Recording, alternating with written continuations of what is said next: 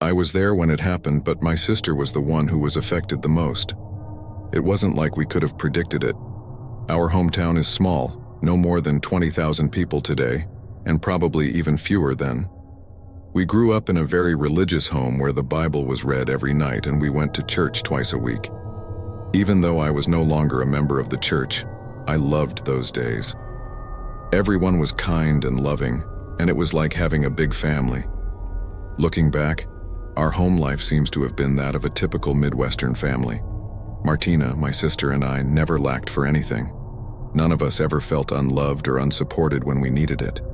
I would almost say we had perfect parents, or at least as perfect as they could be. We still have a very close relationship, and I don't hesitate to turn to them when I need help with my children. Overall, I consider myself very lucky to have them as parents, and I aspire to be as good as they were to us. As good as our parents were, they couldn't watch us 24 hours a day. They had to work, and we had to go to school. Since first grade, Martina and I attended a private Christian school in our town. Like most regular schools, we had a recess period. Ours was after lunch, and it was during one of these moments that a stranger decided to appear. That year I was 12, and Martina was 9. Since the school was small, all classes had recess at the same time. Like any other older sister, I was always protective of Martina. Even when she was playing with her friends, I made sure to check on her every now and then. That day I was talking to another girl my age when she brought something to my attention. I looked over and saw Martina talking to a man near the fence. Since I didn't recognize him, I started to get nervous. It was the 90s, and we were constantly reminded of the dangers of strangers. Unfortunately, Martina was always friendly to anyone who was nice to her. In a perfect world, her innocence would have been adorable, but our world is far from perfect. I rushed to our teacher to tell him what was happening. She decided to run for the fence, and I followed close behind. The man seemed to run away as soon as he saw us coming. Martina was crying when we reached her. The poor girl didn't understand why we had made her friend run away, and I tried to explain, but she was too naive and full of kindness.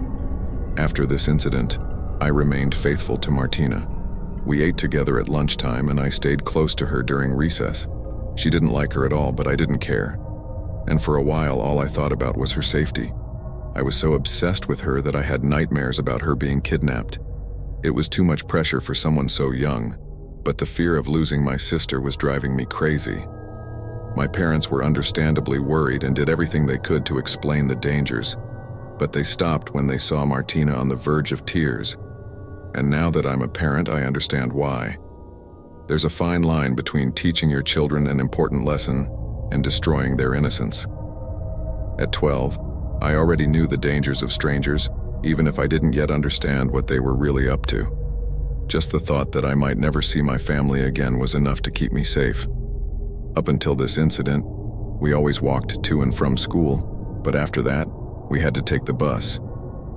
It made the school day much longer, and I quickly started to hate it. The school took the dangers seriously and hired a second security guard to patrol the campus during recess. All the necessary measures seemed to work, and several months went by, and it seemed like the man had moved on. Eventually, the alert level returned to normal, and everyone went back to their normal lives. The second officer was also fired. We all thought we could go back to our old lives. On the surface, the scary man had given up, but he hadn't. He liked Martina, and all he had to do was be patient and wait. One day we let our guard down, and when that day came, it hit. And that day came about 9 months later, and it wasn't where we expected it to be. It's been almost a year since the incident, and to school. Most of us had gone back to our old ways.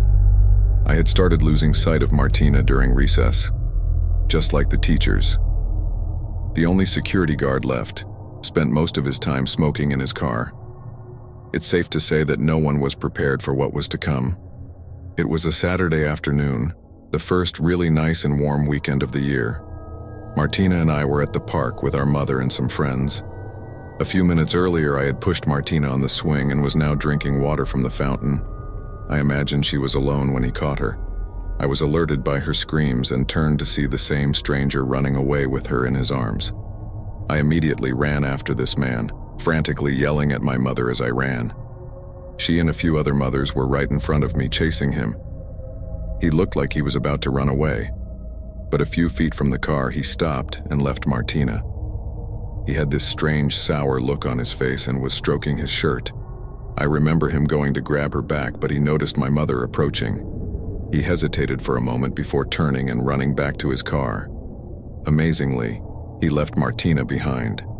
He reached the car and drove off, but not before my mother and a few others took his license plate.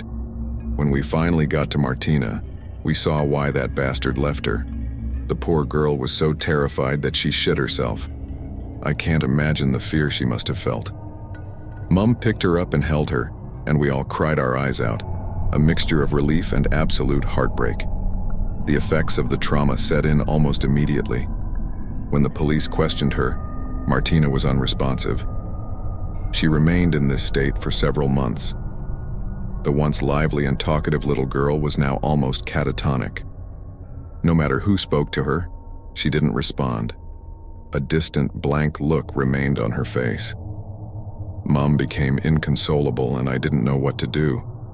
The only good thing was that we had the man's license plate, and while we waited for news, Mom did everything she could to get Martina to talk. She would see a long list of counselors and psychiatrists, but the results were poor. Eventually she would talk again, but there was no going back. The blind trust she once had was completely shattered, and from then on she spent most of her life alone in her room, the only place she felt completely safe. She rarely dated, and when she did, it was with guys she had known for a long time. Against all odds, she finally found someone, but the relationship is constantly tested by these issues and traumas from her past. Once we were told that the stranger had indeed been arrested, our father volunteered to handle the investigation from there. All I know is that he went to prison, but I don't know how long or where he is now. And if he's stupid enough to show up here again, it won't end well for him. It didn't take long for me to notice that it helped me maintain my weight and clear my mind after a long day at work. After graduating college, I continued this habit and still do today. While many of those around me have become diabetic and hypertensive, making them dependent on multiple medications, I have none of these problems. In fact, my blood pressure is consistently within normal limits, as are my weight and blood sugar levels. I am currently the only member of my family who can claim that. With my 43rd birthday approaching, I see no reason to stop these after-dinner walks. For those reading this who want to improve their health, I recommend walking over jogging. You get all the benefits without the physical strain that running can often bring, including knee problems. As with everything in life, there will always be downsides to any activity, although most of them come from the outside world and things you can't control. The story I will tell today is about one of those downsides. It was a beautiful, cool summer evening. I had just finished a delicious dinner with my family and was heading out for my usual 4-mile walk around my neighborhood. I had taken this walk thousands of times and had never encountered anything worse than a dog running away from its owner. In these cases, all it took was a wave of a shoe or a walking stick to keep them away. These walks were one of the rare times in my life when I had time to myself. I used them to plan my future and simply enjoy the beautiful music of nature around me. For this reason, I usually walked alone, although I never stopped anyone from accompanying me. I think my family realized that I preferred solitude. That evening, the sun was just starting to set on the horizon when I reached the turning point where I was heading home. My road ends exactly 2 miles from my house. At this end is a large oak tree that I walk around. I have no particular reason for doing so. It has simply become a habit over time. Anyway, I had just turned around and was walking home when a man's voice sounded behind me. "Good evening, neighbor." I almost jumped out of my skin when I heard it. I looked back and saw a man running towards me. I was so angry that I even cursed at him out loud. He seemed to come out of nowhere. There were a lot of trees to the left, but I hadn't seen or heard anyone when I passed. Something didn't seem right, even though it was getting dark. But from what I could see, I had never seen this man before, and at that moment I had no interest in making friends. Something about him bothered me. and it went beyond his silent arrival. I tried to ignore him, but eventually he managed to catch up with me. I was sure now that I didn't know him. It's unusually cold for this time of year, isn't it? His attempt to make small talk annoyed me, and I could feel my face frowning. All I wanted at that moment was to go home. I fought the urge to just tell him to leave me alone. I didn't mean to be rude. Despite his ignorance, he hadn't really done anything wrong. We walked together for about another mile before my house came into view, and the whole time he kept talking about unimportant things, and I said almost nothing in return. The relief I felt at seeing my house in the distance was quickly replaced by a feeling of dread. I wasn't sure I wanted this annoying man to know where I lived. Instead of turning onto my street, I just kept walking. I didn't mean to lose this guy, but I figured I'd find something along the way. We continued for about 20 yards before he said something that made my blood run cold. "Hey Nick, isn't that your street we just passed?" I felt uneasy, and like I was breaking out in a cold sweat. I took another step, and suddenly everything went silent. An indescribable anger boiled inside me. I could feel my heart pounding in my head, and finally I exploded with rage against that man like I had never done before with anyone. During the holidays of 2011 to 2012, I had just turned 18 the previous spring, and my mother, sisters, and I were traveling from Canada to visit family friends and spend Christmas and New Year's soaking up the sun and relaxing on the beautiful 7-mile beach. During the day, I spent a lot of time with my family hiking, swimming with dolphins, snorkeling, parasailing, and enjoying the warm sun, a stark contrast to the brutal winter we had escaped. At night, I was usually left to my own devices to entertain myself. My sisters were underage, so they couldn't go out drinking with me. I spent a lot of time wandering the beach, going on late-night walks and trying to meet other kids my age.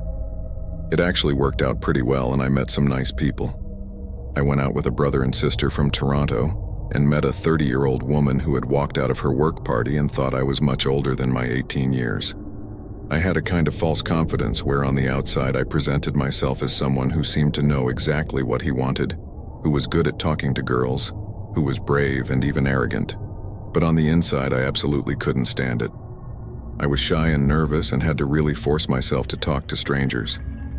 It was hard, but a little liquid courage made my conversations sound a lot more natural, although the constant anxiety, especially when it came to girls, never really went away. I just pretended it wasn't there. One night I ran into a group of Americans, Jess, Amber, Alyssa, and her boyfriend Caleb, and a local named Ernest, smoking weed on the beach. There were all about 20 of them, and they invited me to join them. We spent a few hours getting to know each other and telling stupid stories. I had a bottle of rum, they had weed, so for a group of young idiots it was a perfect match. It was getting late, so we made plans to meet up the next night to go bar hopping. The next night came and I met them at the resort. We went to this bar that Ernest had suggested.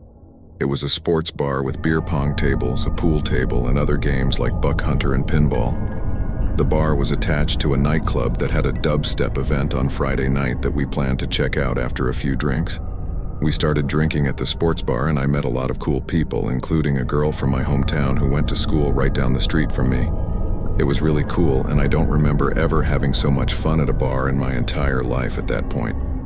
Usually when you go out to bars, you hang out with your friends and maybe meet a few people here and there. But this was different. It was nice to meet so many people from all over the world. After getting trashed by a couple of guys in their 60s at the beer pong, we started socializing with another group of guys our age. There was this girl I'll call Amanda, who basically glued herself to me as soon as we met, and was very tactile with me, even though she made me feel uncomfortable around this complete stranger. I just ignored her. I didn't mean to be rude, and I wasn't interested in her advances. Not only did she not respect my personal space, I just wasn't attracted to her. I had a crush on Amber, who I mentioned earlier, and I didn't want to let that girl get in my way. I was a little short with her, but still friendly enough that she wouldn't be upset, and some of the other people in her group were pretty nice, so I let it slide. At this point, our group of 6 had basically doubled in size, so we all decided to go clubbing. We went to the bar and started ordering drinks. Trying to be the cool guy I thought I was, I ordered a round for the whole group. Everyone was pretty excited, and I felt good. I passed the drink to Amanda, and she pinched my ass and winked. I just ignored him and drank my drink with the rest of the group. A good 20 minutes passed, and I was having a great time dancing, drinking, and chatting with the Americans I had met the day before, when Amanda came up to me and started touching me again. "Hey, handsome," she said. "Do you want to come dance with me?" No thanks, it's fine," I replied. "I feel so bad," she replied. "Come on, it'll be fun." "Jay, I feel really good. I'm going to hang out with these guys." She looked disappointed, then her whole demeanor changed, which took me completely by surprise. "You know, I feel really bad. You put something in my drink, huh?" "What are you talking about?" I replied. "You definitely put something in my drink, right? I've only had a few drinks and I feel so bad." "This is ridiculous," I proclaimed. "Why would I do something like this?" "No, you definitely put something in my drink, and I'm going to tell everyone here that you're trying to drug me." I was completely stunned. I didn't even know this girl, and I didn't even know what to say. I know that shit like this happens to people, and you have to be extra careful with strangers, but I definitely didn't put anything in this person's drink. At first, I was a little worried that maybe someone else had done it. The fact that she was using it to threaten me convinced me otherwise. "I swear, I didn't put anything in your drink." "He didn't put anything in your drink," Amber chimed in. "I don't even really know this guy, but I can tell you that he didn't put anything in your drink." "How do you know?" Amanda replied. "Maybe he put something in your drink too." "I feel fine. Is everyone feeling fine?" she asked her group, who answered with a unanimous yes. "Leave us alone and find someone else to bother." Amanda smiled, winked, and walked away. "That was the weirdest thing I've ever seen," Amber said. "Stay with us. We'll protect you if you come back."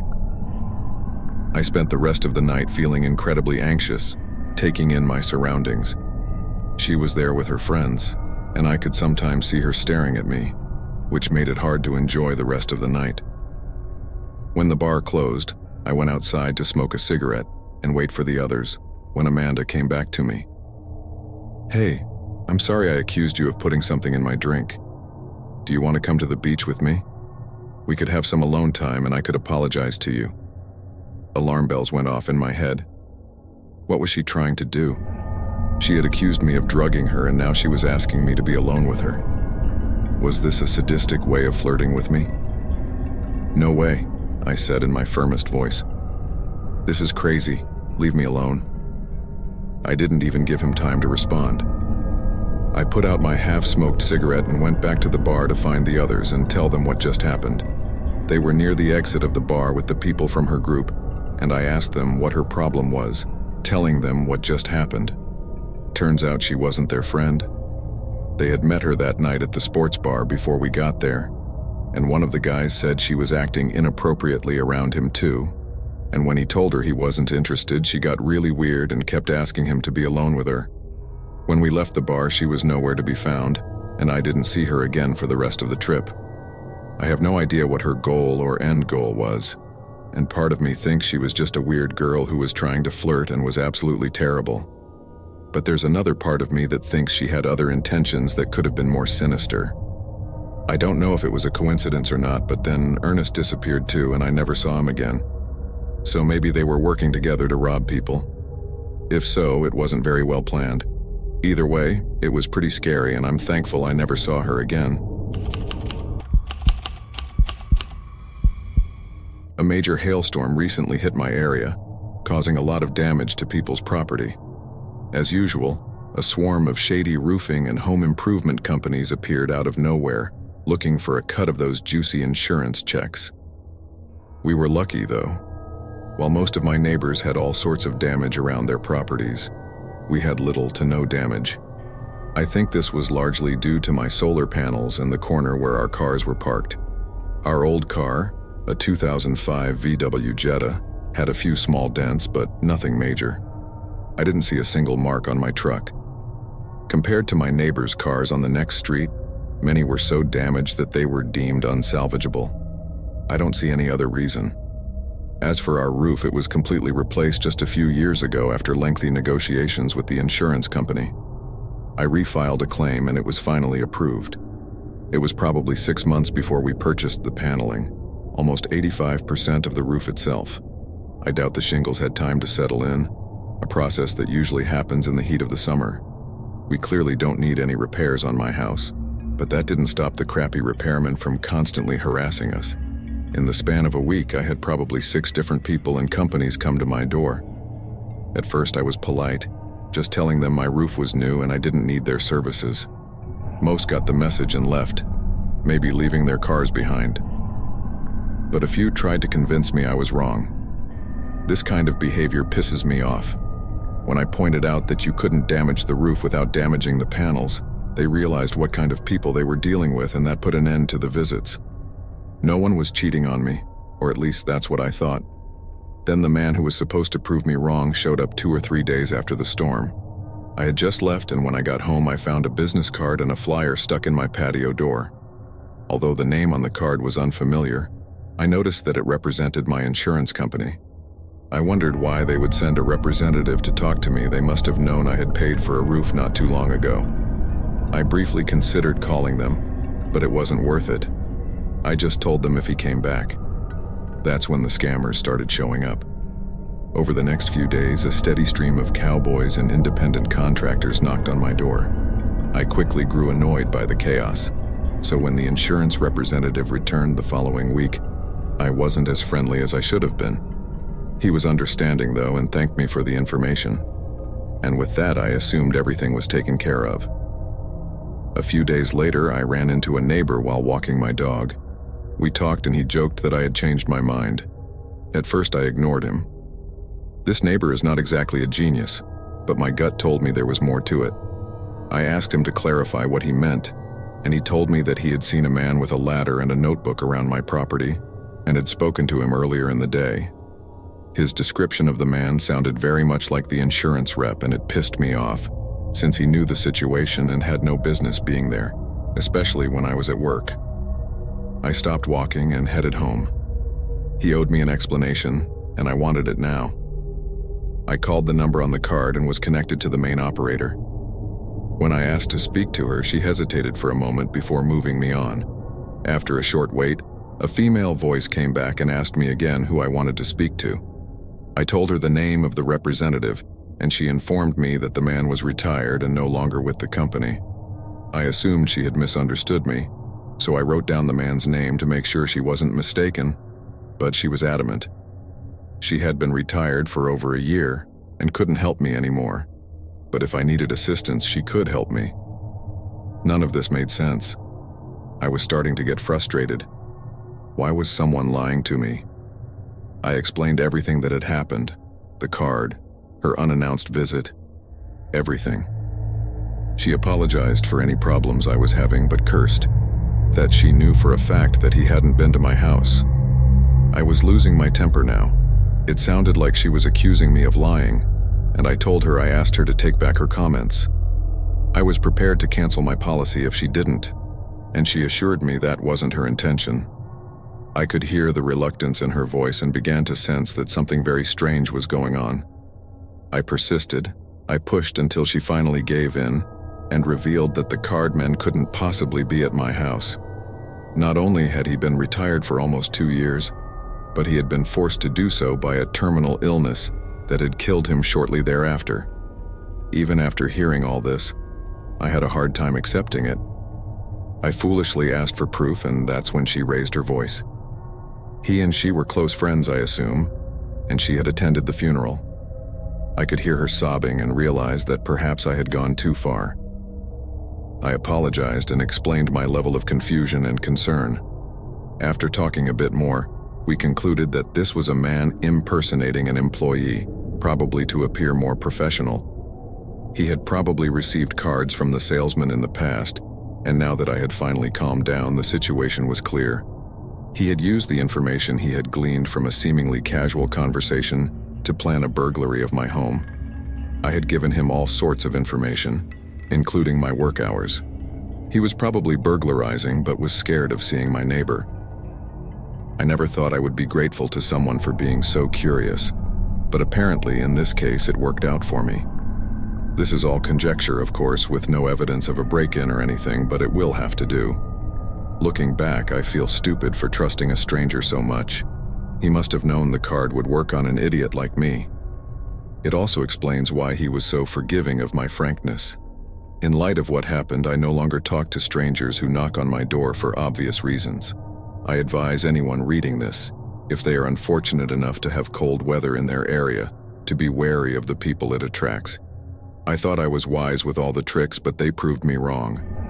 If you haven't contacted someone to come to your house, you shouldn't trust them. There are many dishonest people out there, and their number will only grow as the economy continues to deteriorate. Make a plan and stick to it. Otherwise, you may not be as lucky as I was.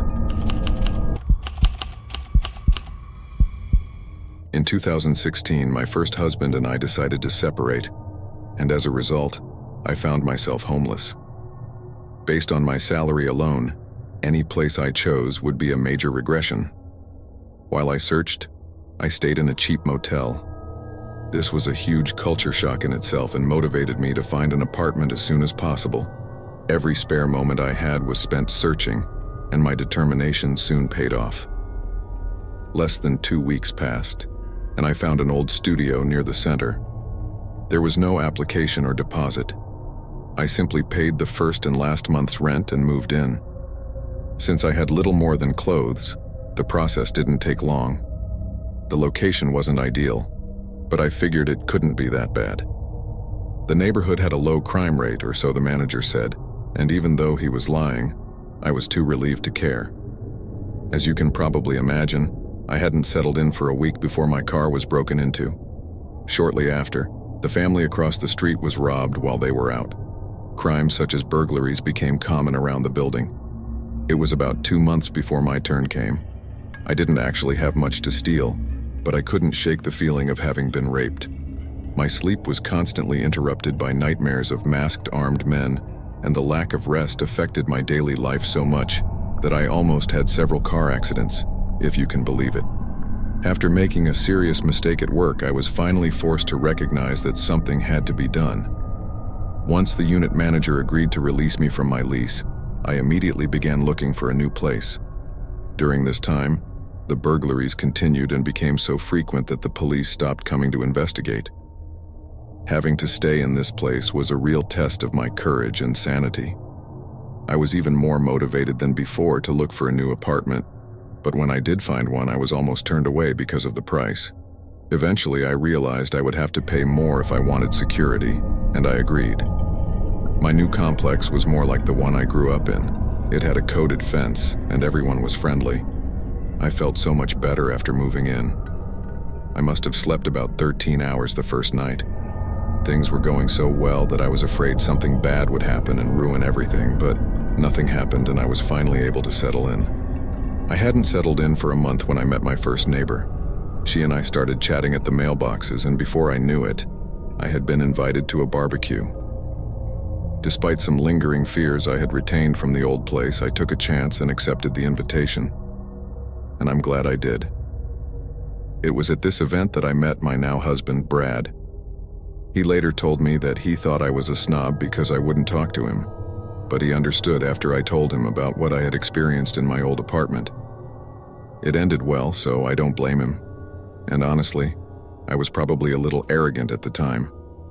My opinion of myself was still inflated by the way I was raised, and this story isn't about my love life, but I'd rather tell you about a man we'll call the man with no name. I saw him almost every day for a month, and I'm sure I wasn't the only one. I would check my inbox every day after work and see him doing the same thing, or so I thought at the time. My curiosity soon got the better of me, and I tried to start a conversation. He was always just too fast. After talking to a few of my neighbors, I found out they had similar situations. Aside from one woman's young son, no one had ever exchanged a single word with him. No one even knew his name. The guy I asked changed the subject and then ran back to his apartment. The only place we knew about him was the location of his apartment. People around him said they had rarely seen or heard from him, and that he was truly an enigma to everyone in the complex. And all the available information spread like wildfire from one resident to another. One woman was so desperate that she lashed out at him, only to be rebuffed. The whole saga took on a whole new dimension when the nameless man suddenly disappeared. All kinds of theories and ideas were proposed, but none were proven. Of course, we almost forgot about him when the truth came out. And it was a lot crazier than we imagined. A month later, I was walking home from the mailbox when one of my neighbors stopped me and told me the man had been arrested. I asked her why, and she wouldn't tell me. All she said was check the ID. I went back to my apartment and opened the local paper on my computer, and you'll never guess what happened. According to the article, the police had received a call from our complex that an unidentified man had been squatting in one of our abandoned units. The squatter was arrested without resistance. When officers searched the unit, over $5,000 worth of stolen property was found inside. The items ranged from cell phones to laptops. More details were released in the weeks that followed. As part of the plea deal, the man confessed to burglarizing nearly 100 apartments and homes across the city. One of the resorts he admitted to targeting was the place I had left a few months earlier, and my mind was reeling. The odds of that happening were astronomical. It seems the only place he didn't rob was the compound he actually lived in. I can only assume he thought it would draw too much attention to himself, and he didn't know his cover-up attempt was what set him apart. The only thing I could hear was how he managed to stay in the unit for so long without being noticed. I have a few theories, but they aren't important enough to include here. To this day, it remains the scariest and most amazing time of my life. I am a 19-year-old junior currently finishing my freshman year at Rice University. Until recently, my father served in the United States Army, which caused our family to move around a lot. As I entered my teens, my mother grew tired of this simple life, and we eventually decided to settle down. My father was very busy during this time, and I only saw him occasionally. My mother and I found a small 2-bedroom house in Virginia and adopted a small dog from the shelter. I was finally able to live like a normal kid and make friends whose parents were not soldiers. Our neighbors were very friendly and often hosted neighborhood barbecues during summer vacation. I kissed my first girlfriend at a 4th of July party and met my best friend on the first day of school. It was the life I had always dreamed of, and although it was relatively short, I loved every minute of it. Despite all the mistakes my mother made in my life, this decision made up for almost everything. I mentioned my tumultuous relationship with my mother just to get to the point of this post. We had been living in the house for a year when I noticed a man and a young boy starting to walk by every day. This went on for over a month before I told my mother.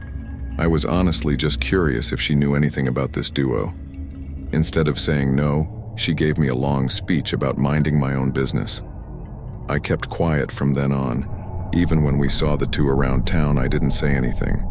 My mother tried to talk to me about it once, but when I didn't take the bait, she didn't bring it up either.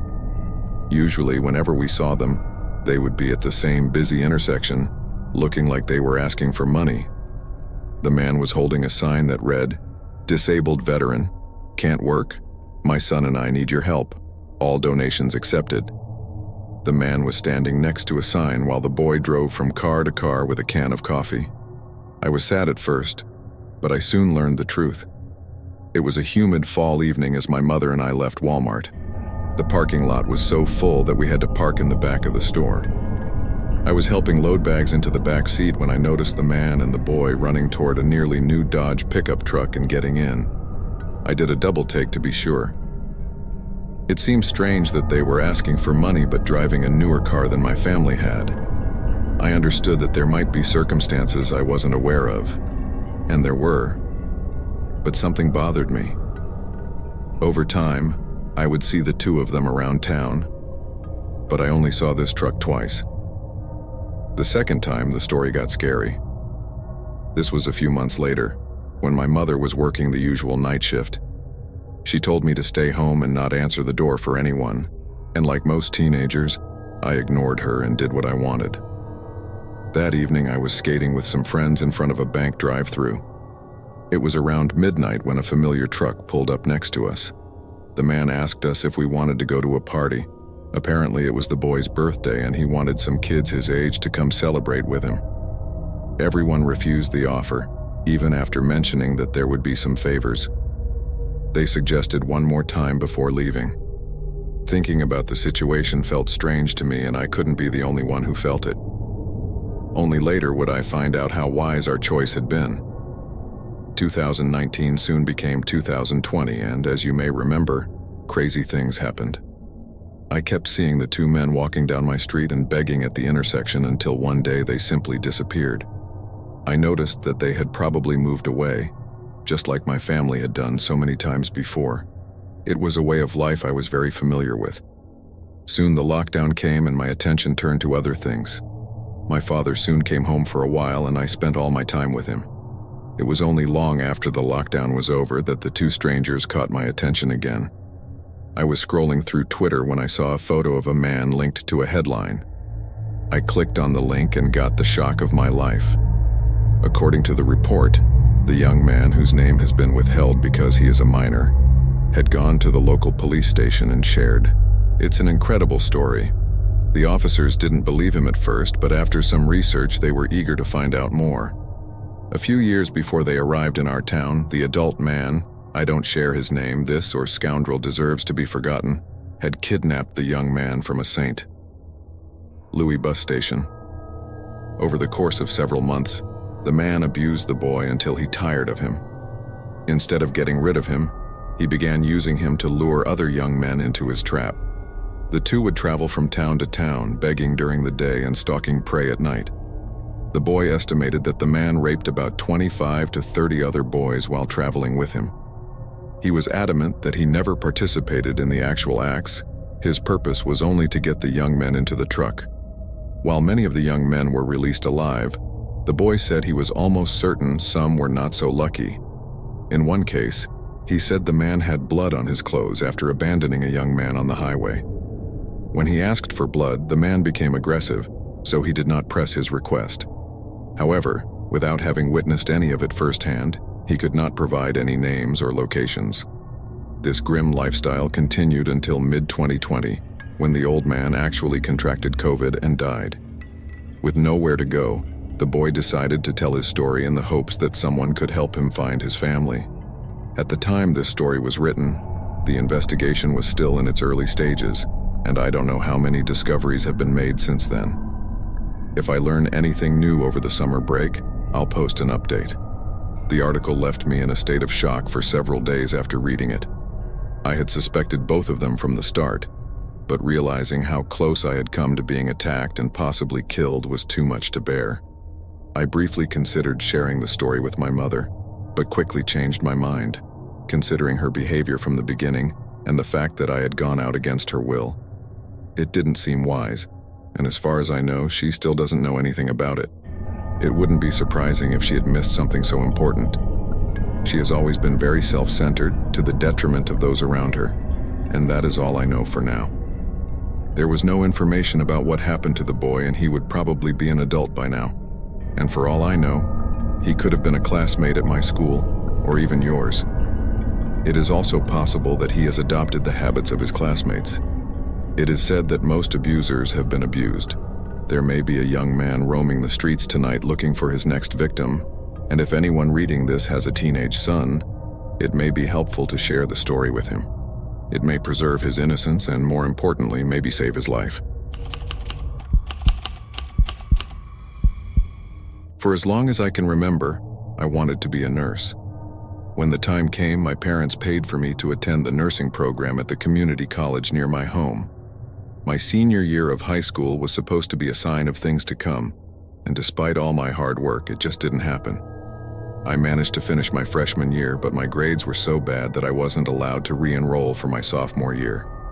My parents were disappointed to hear this, but no one was as sad as I was. I felt like a failure for a long time. After a few months, I came to my senses and started planning my next step. At that point, I didn't have a clear path for my life, but I was certain of one thing above all else. My parents deserved to be repaid. Of course, they insisted that it wasn't necessary, but I had already made up my mind, and no one could change that. Without a job, this wouldn't be possible, so I started looking the next day. It wasn't long before I was hired at a small restaurant downtown. I had never waited tables before, but it was a paid job, and that was all that mattered to me at that point. I took this new job pretty quickly. It wasn't as hard as I had really imagined. Taking orders was the hardest part, but once I learned the rest, it was pretty easy. I had been working at the diner for about 3 months when John first came in for lunch. John, as he asked me to call him, was a thin, wiry older man who always wore a cap with a cross on it. He was right in my corner that first Sunday, and from then on, he made sure he was always sitting where I worked. I could tell he was special from the start. I felt strangely comfortable talking to him. We had exchanged names before I even had a chance to bring him coffee. It was like talking to a family member, and despite his reserved nature, he was very honest about his life and the mistakes he had made. One of those Sundays I mentioned his tattoos, and he started telling me about himself.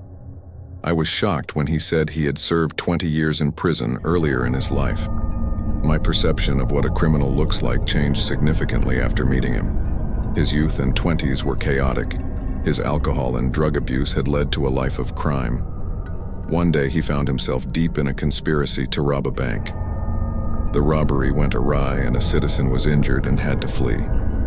He was eventually caught. His refusal to name the other members of the gang led to him receiving the maximum sentence, and after serving most of his sentence, he was released. I guess in the 2000s, but by then he had maintained impeccable conduct and was now spending much of his life between work and church. He had just finished services that Sunday when he came to dinner for the first time. If I were a religious person, I might think we were destined to meet. It was during one of his other Sunday visits that my reason for waiting tables came up. John asked me why a smart girl like me was serving food. I told him about my dreams of becoming a nurse and my failure in school. He talked about his regrets and failures in life. When he left that day, he encouraged me to try school again before I got too old. In his opinion, all I needed was a little life experience and I would do better next time. I knew he was kind to me, but I have to admit, his energy was very motivating. I thought my dream was over, but hearing his encouraging words proved me wrong. Whether I was motivated or not, this phase of my life would have to wait until I repaid my parents, and for now, work was my priority. I continued to work every available shift. Every Sunday, John and I became more and more familiar with each other. This lasted for about 3 months until he stopped coming. I guess he was sick or busy and I thought he would come back the following Sunday. But when the next Sunday came and he was gone, after 3 weeks of absence, I lost hope. It was a sad day when I realized he was not coming back. He had become a sort of father figure to me in this short period, and his encouraging words had pulled me out of the hole of disappointment I had been in for the last year. Unfortunately, life is a series of meetings and goodbyes. I guess I got up and continued with my work. Soon I almost forgot about this John, and 5 months went by. One afternoon I was doing something in the back room when the head chef said someone wanted to talk to me. I went outside and saw a middle-aged man standing by the cash register. He introduced himself as a police officer from our local department. When I asked him what he wanted, he handed me a manila envelope with my name on it. He continued to tell me that John had left it for me. I was understandably confused and asked what it was. He couldn't tell me and I was starting to get annoyed. He insisted that all he could say was that John was dead. I had suspected that might be the case, but hearing it out loud was really painful. I didn't have the heart to continue, so I just thanked the detective and he walked away with the envelope in his hand. I went back to the back to open it. Now I wish I had never done that. Inside was a wad of money with a rubber band around it. My mouth got drier and drier as I counted it. I counted it several times and found the same figure, $10,000. Along with the money was a note that read, "If you're reading this, I'm dead." I wanted to give it to you myself, but my old life caught up with me. Take this and pay your parents back. Use the rest to go back to school. You're too smart to wait tables in a greasy place. Life's too short to have regrets. Good luck and don't give up on your dreams. At the bottom of the page was his full signature. a name I never had the chance to know. A wave of emotions washed over me at that moment. His faith in me was deeply touching, more than I'd ever had in myself. My mind drifted away from the money for a brief moment, but an uneasy feeling quickly returned. A moment later, I wondered where all that money had come from. John was a 20-year-old ex-convict who drove a truck and painted houses for a living. I reread his note and a chilling sentence caught my eye. My old life caught up with me. What did he mean by this? Had he stolen the money?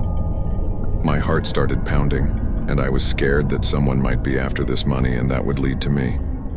I even considered the possibility that the whole thing was staged by the police and that they thought I was involved in the theft and expected me to do something else.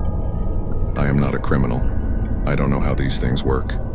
It's been 2 weeks since I got the envelope and I still have no idea what to do with it. I continue to work every day as usual, but I am always looking for something around me. I hate involving other people in this, but I think I need some advice from you. What do you think I should do? The money would solve all my problems and prepare me for the future, but I can't shake the feeling that something bad is about to happen. Let me know what you think, and I would really appreciate any help I can get.